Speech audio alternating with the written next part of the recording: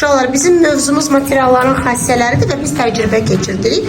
Yoldaşlarımızın qarşısında 2 qab var. O qabın içərisi su ilə doludur. Kağız topası var, salafan paket və parça.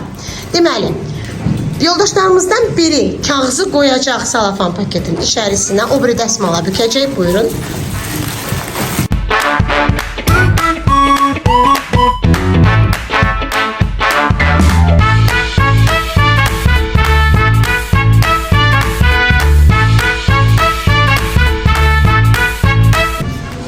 Kağız bizə lazımdır. Kağızı içərisindən çıxaraq baxaq görək. Hansı kağız islanmadı? Quru qalıb. O islanıb. Ziyadə olan kağız isə quru qaldı. Uşaqlar, deməli buradan biz nə nəticəyə gəldik?